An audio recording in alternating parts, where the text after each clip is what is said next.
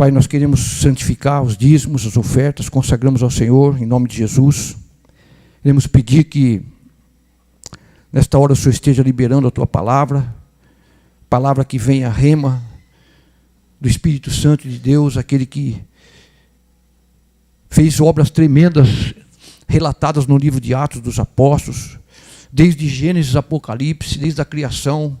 O Senhor Espírito Santo é tremendo, é poderoso, usa homens comuns, vasos comuns, usa o Teu servo. Fala conosco, Senhor. Nos ajuda de andar, de caminhar debaixo do Teu reino, debaixo da Tua palavra, de praticar a Tua palavra, pelo Teu Espírito, pela força do Senhor, em nome de Jesus. Amém, Norberto.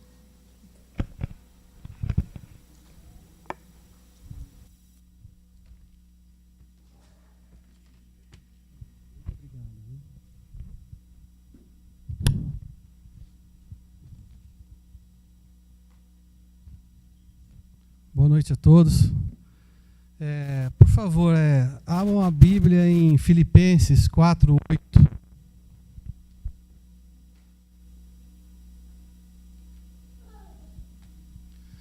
Durante a palavra aqui, eu vou abrir vários versículos, né?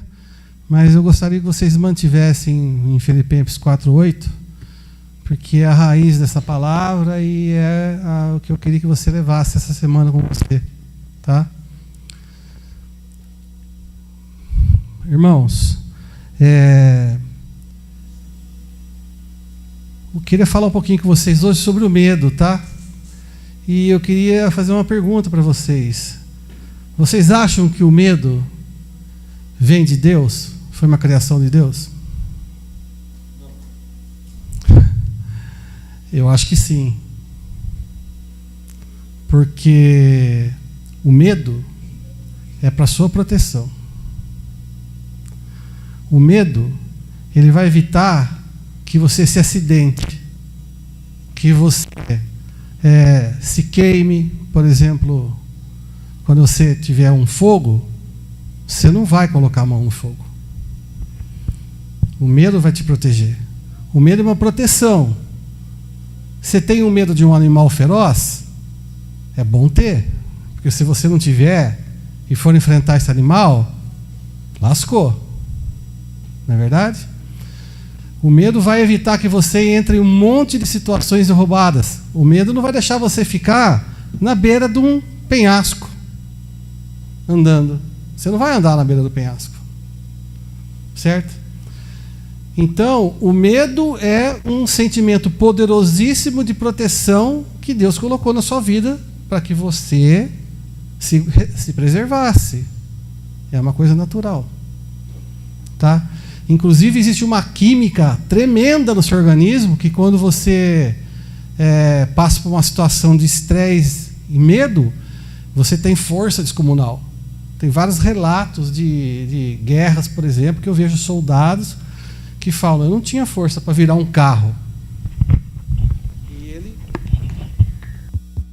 Alô? E ele teve na hora.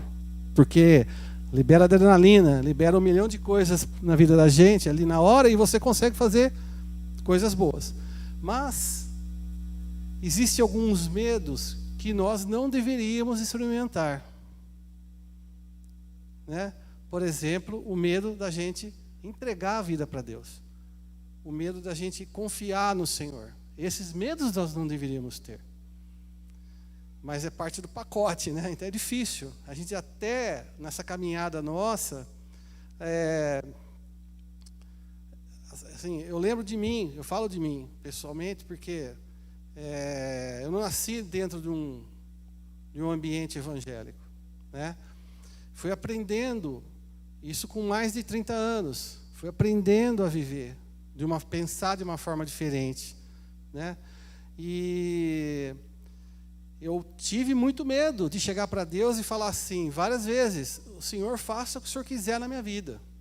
Conduza a minha vida da forma que Tu queres. Morria de medo. Fala: o que será que o Senhor vai fazer para mim? Né? Hoje eu posso falar que a melhor coisa que pode acontecer na minha vida é o Senhor conduzir minha vida. Porque por mais que nós sejamos fortes, poderosos, estuda, inteligente. Deus tem sempre uma coisa muito melhor para nós do que nós mesmos podemos dar.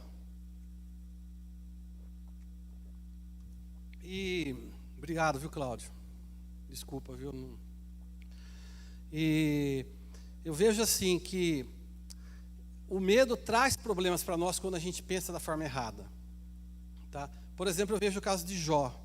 Em Jó 3:25 fala assim, ó. Jó falando, tá? Aquilo que eu temo me sobrevém. E o que receio me acontece. Eu já não tenho descanso, não tenho sossego, não tenho repouso e só tem perturbação. O que o Jó está falando aqui? Eu fico com medo e aquele medo veio e me pegou. Ou seja, tudo que ele estava passando, ele tinha medo antes dele passar. Ah, então foi por isso que Jó passou por aquilo? Olha, eu não posso afirmar. Porque na palavra não fala nada. Certo? Mas o Beto falando agora, é muito bem provável que isso tenha trazido essa consequência toda para ele. Porque, veja só, Provérbios 23:7. Porque como imagina em sua alma, assim é.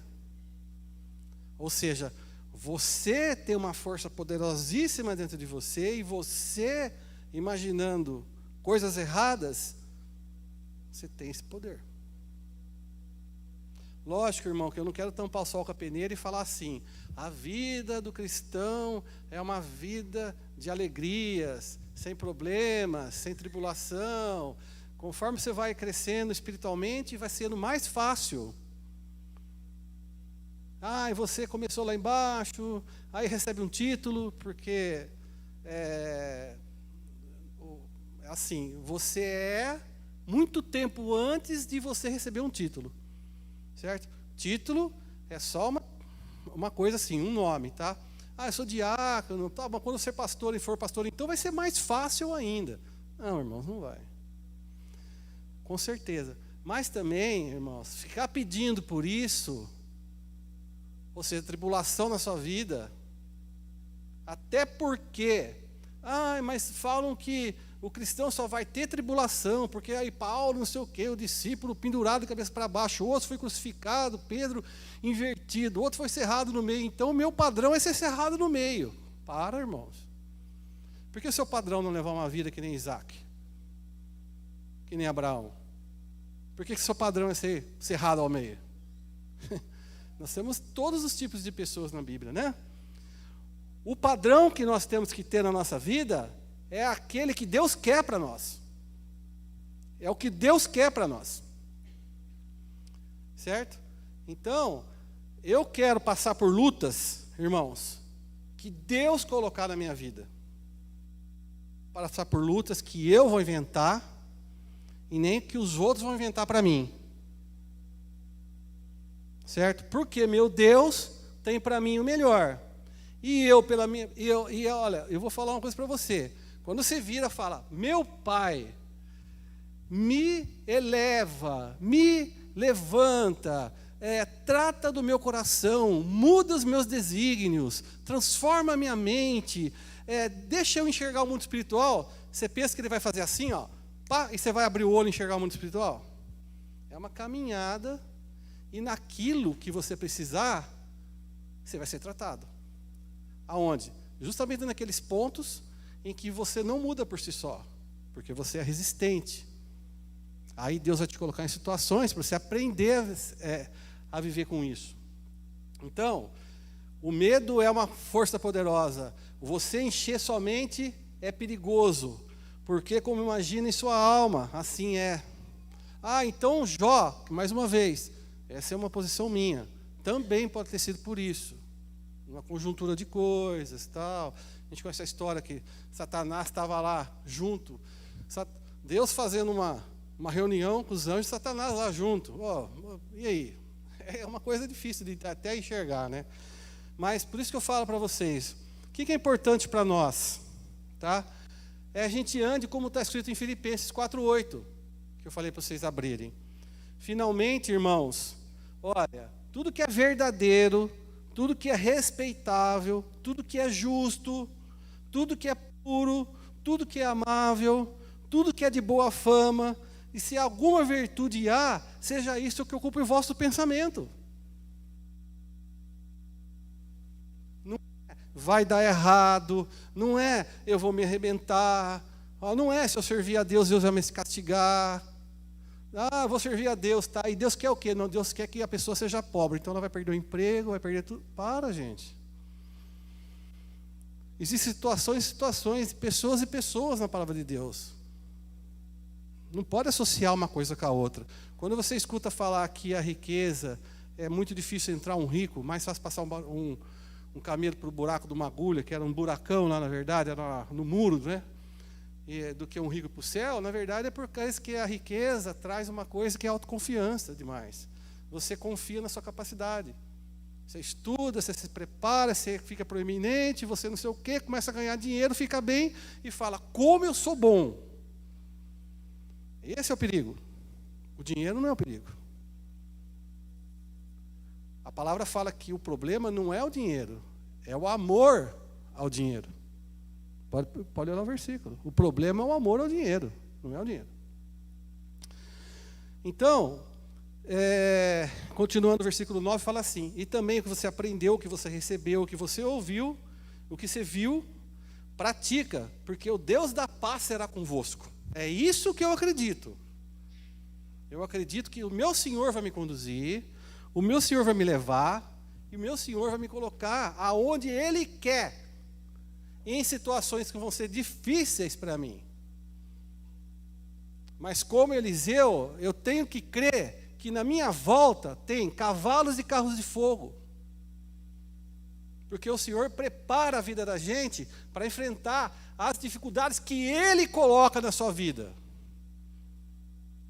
Que Ele permite na sua vida, né? E a gente tem que fazer o que nós temos que fazer sem medo das coisas, porque o medo, que nem é próprio Jó aqui na palavra, o medo o que é? É o medo na palavra, tá? Agora, é a falta de confiança em Deus. O medo é falta de confiança no Senhor. Entendeu? Quando você fala assim, vai acontecer tal coisa, você tirou o foco, por que vai acontecer? Por que essa ansiedade, se não aconteceu? Qual é o problema? Não, porque sempre acontece. Não, irmãos. Olha o caso de Saul, por exemplo. Tá? Saul, ele tinha algumas coisas para fazer. E a gente sabe que a história dele, ele foi o primeiro rei. Né? A gente lembra que teve Eli, que foi um juiz, depois teve Samuel, que foi o outro, e terminou ali os juízes. Acabou? E aí o povo se rebelou por vários motivos. Um deles é que os filhos de Samuel, eles aceitavam suborno, etc. e tal. O povo pediu um rei. Foi o primeiro rei. Foi escolhido por Deus, Saul. E Deus deu algumas coisas para ele fazer, e ele acabou não fazendo. Certo? Então, por quê? Por causa de medo. Então, eu vou ler para vocês algumas passagens. 1 Samuel 15, 26, Samuel falou para Saul, eu não vou tornar contigo, não vou contigo mais, porque você rejeitou a palavra do Senhor e ele rejeitou a ti. Para que você não seja rei mais de Israel. Saul atendeu parcialmente o que Deus colocou na vida dele.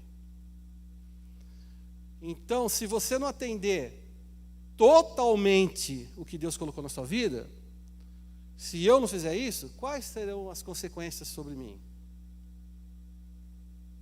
Certo? Que o Senhor tenha misericórdia de mim. Graças a Deus que toda manhã se renova. Não é verdade? Então, mas por que tudo isso aconteceu?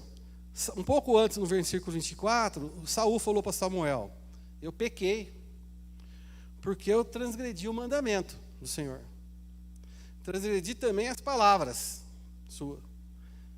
Porque eu temi o povo e dei ouvido à sua voz. Outro exemplo.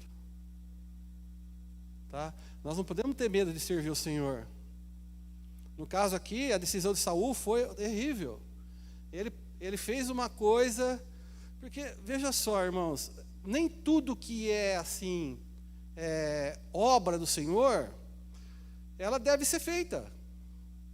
Você deve fazer aquilo que Deus colocou para você fazer, não aquilo que Deus não colocou para você fazer. Saul não podia oferecer o holocausto. Ele não podia. Mas oferecer o holocausto não é legal? Super legal. E por que eu não posso então? Porque não pediram para você fazer. Então é importante que a gente entenda o seguinte: não é só fazer o que Deus quer, que se faça genericamente, mas é fazer aquilo que Deus quer que você faça. Se não é para você fazer uma coisa, é para você enfrentar uma situação difícil, assim, de você, por exemplo, chegar na frente de um terreiro de Umbanda, parar lá e falar: agora não vai ter mais aqui espírito nenhum, eu conclamo. Quem pediu para você fazer isso? Como é que vai ficar a sua vida se você fizer isso e você não foi chamado para fazer tal coisa? Né? Então a gente tem que entender isso daí. E Saul teve o quê? Medo do povo.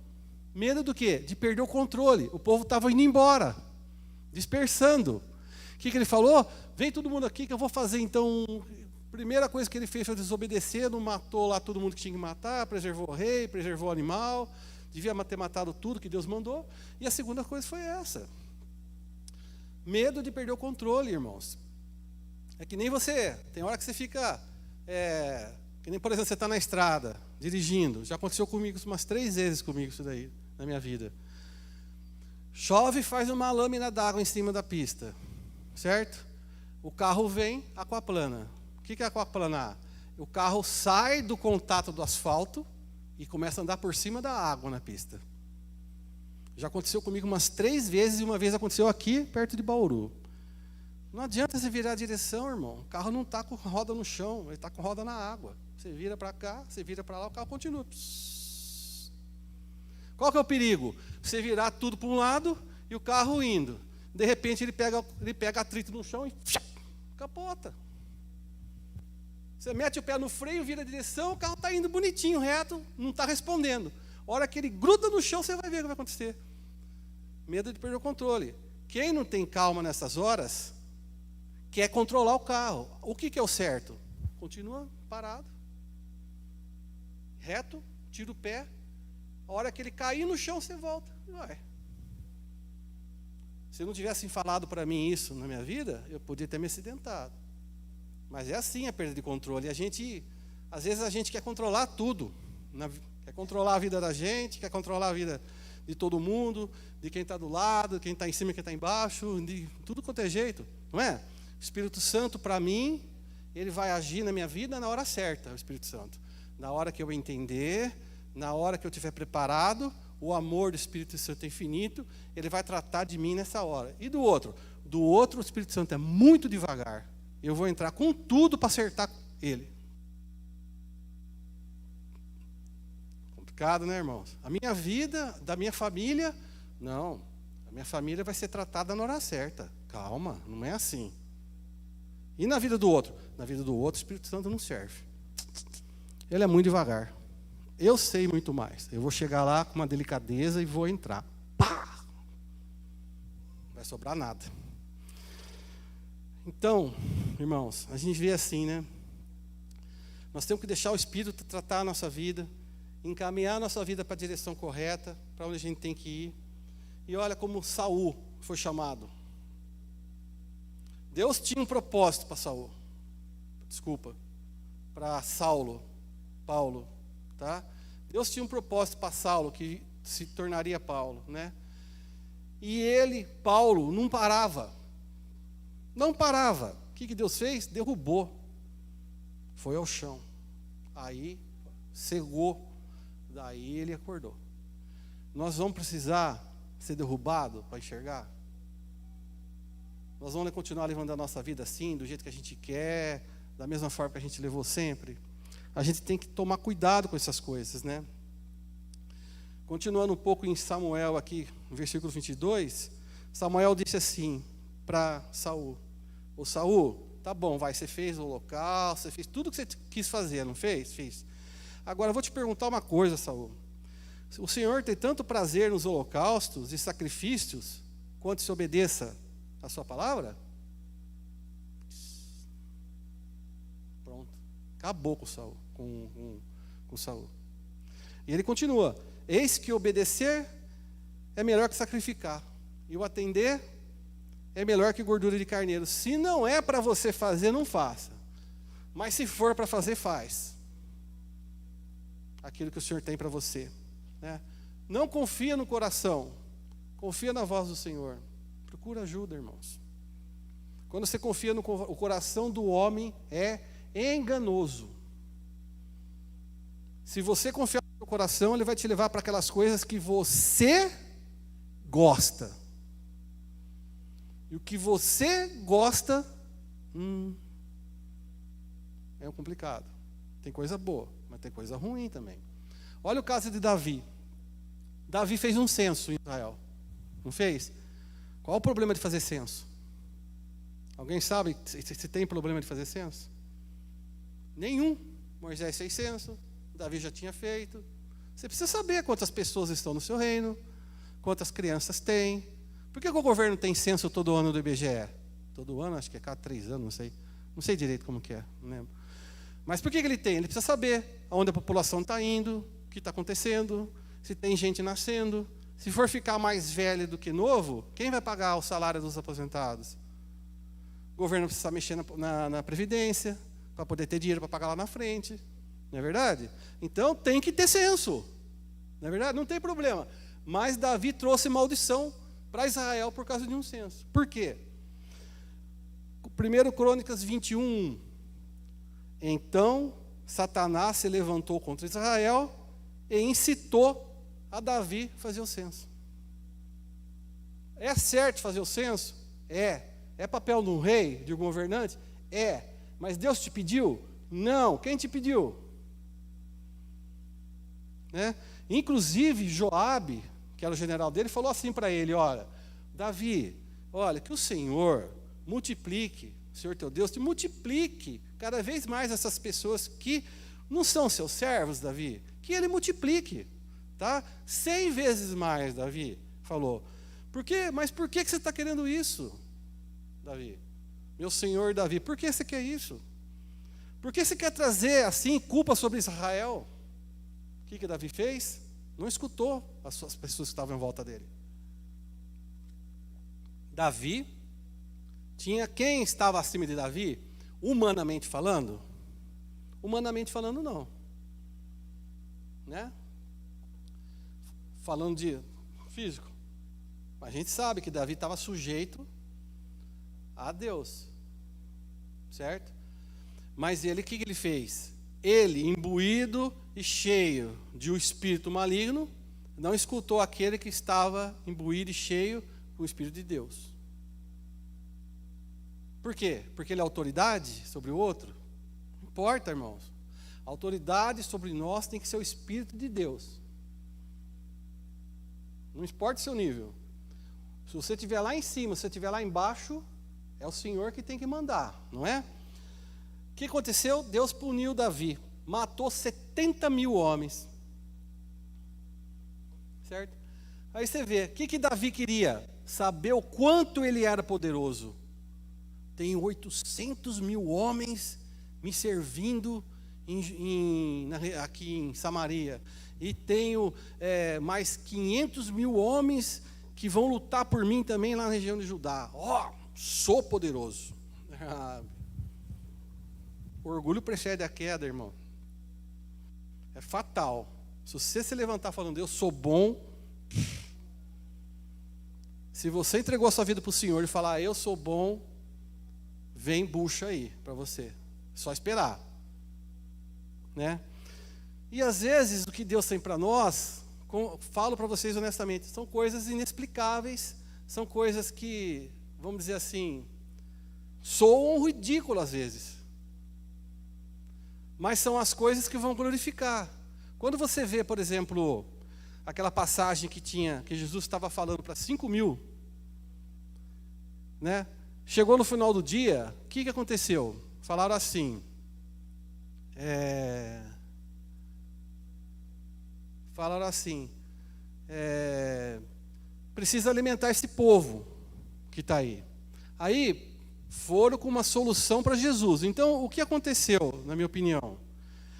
O pessoal foi falando para os discípulos se reuniram e pegaram uma solução para o problema e chegaram para Jesus e deram o veredito para ele. Falaram assim, Senhor, falou assim, ó, manda eles embora para que eles vão passando por aí nas aldeias, pelos campos, e eles comprem o que comer. Não é isso? Mas o que Deus queria era que fosse o povo atendido e o nome de Deus glorificado. Não era isso que Deus queria, pega e vai. Despede o pessoal para ir comprando. O que Cristo falou para eles? Pessoal, seguinte, olha, o que vocês têm aí? 5 pães e 3 peixes. Divide para todo mundo. Ou seja, queridos, eles não tinham nada. Como é que isso aconteceu? Né? Maravilhoso, certo? Deus, às vezes, eu acho que às vezes não, sempre requer de você que você atenda com o que você tem. Não é para esperar você ficar melhor, não é para esperar você ter mais dinheiro, não é para esperar você ter mais tempo, não é para esperar você ter condições diferentes. Deus requer de você que você seja agora, que você sirva agora com o que você tem. Deus, o que Deus fez aí foi servir dessa forma. Que Jesus, quando Ele te levantar e te enviar, Ele vai te suprir. Ou você acha que Deus vai te colocar no lugar onde você vai morrer? Ou você acha que Deus vai te colocar no lugar que você vai perder tudo que você tem? Se Ele te enviar, é porque Ele vai te suprir. E às vezes Ele quer que você faça isso na situação que você se encontra agora. Não fica esperando você, eu vou ser para depois fazer. Você lê a palavra, não leio nada. Então quando eu ler, para, gente. Se levanta, entendeu? Sabe, a gente precisa ter uma vida com Deus. Precisa ter intimidade com o Senhor. A gente tem que sair do que a maioria vive hoje, que é assim, Pai, Tu és o Senhor, maravilhoso Deus protetor. Senhor, guia meus passos, vai à frente no meu caminho. Pai, olha, me protege no trabalho, na estrada, onde eu for. Pai, cuida da minha família, trata não sei do que. Pai, monólogo. Sabe, monólogo? Você vai assistir uma peça de teatro, tem um só falando lá na frente? Monólogo. Tá certo que isso é uma fase da vida do cristão. Um monólogo é uma fase da vida do cristão. É normal isso acontecer. Mas a gente precisa falar também assim, Pai, o que o Senhor tem para mim? Pai, o que o Senhor quer de mim? Pai, conduza a minha vida do jeito que Tu queres. Senhor, cuida de mim. A gente tem que começar a ter uma vida de troca com o Senhor, de intimidade, né? E para isso a gente tem que descobrir as coisas. A gente precisa de mudança na nossa vida, tá? E a mudança requer da gente, muitas vezes, é descobrir o motivo por que nós estamos passando por aquilo. A gente às vezes não entende o que está acontecendo na nossa vida, né? A gente precisa de mudar. Olha o caso de Daniel, por exemplo.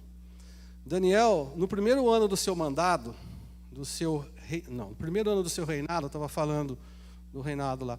Eu, Daniel, entendi pelos livros que o número de anos de que falara o Senhor ao profeta Jeremias, que haviam de durar as assolações de Jerusalém, era de 70 anos. Então, estava quase nessa época dos 70 aqui, né? Daniel, então, quanto devia ter Daniel de idade, né? Daniel, vamos colocar uma faixa que ele foi levado de Israel para a Babilônia, de 10 a 20 anos, de 10 anos de idade a 20 anos de idade, tá? Então ele teria de 80 a 90 anos. O que ele fez aqui? Ele leu o livro de Jeremias e viu que estava acabando e viu o que precisava fazer. Esse caso de 70 anos aqui, uma parte, gente, tem uma explicação que é o seguinte: o povo de Israel deveria ter guardado o ano sabático.